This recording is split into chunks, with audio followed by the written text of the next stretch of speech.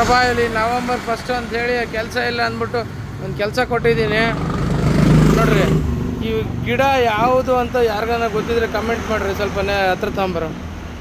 ಈ ಗಿಡ ಏನು ಯಾವುದು ಅಂತ ಗೊತ್ತಾಗ್ತಿಲ್ಲ. ಎಲೆಗಳನ್ನ ನೋಡ್ಬಿಟ್ಟು ಕಾಮೆಂಟ್ ಮಾಡಿರಿ. ಎಕ್ಸಾಕ್ಟ್ ಕರೆಕ್ಟಾಗಿ ಕಾಮೆಂಟ್ ಮಾಡಿದವ್ರಿಗೆ ನಿಮ್ಮ ನಂಬರ್ ಮೆನ್ಷನ್ ಮಾಡಿರಿ ಕೆಳಗಡೆ.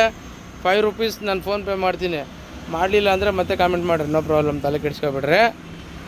ಈ ಸುಮ್ಮನೆ ಇದು ಮಾತಾಡ್ತಿದ್ರೆ ಇನ್ನೊಂದು ಐಡಿಯಾ ಬಂತು ನನ್ನ ತಲೆಯಲ್ಲಿ. ಈ ಎಣ್ಣೆ ಹೊಡಿಯೋರಿಗೆ ಎಣ್ಣೆ ಹಾಕ್ಸಿದ್ರೆ ಟೈಟ್ ಆಗಿಬಿಟ್ಟು ನಮ್ಮನ್ನೇ ಬೈತಾರೆ.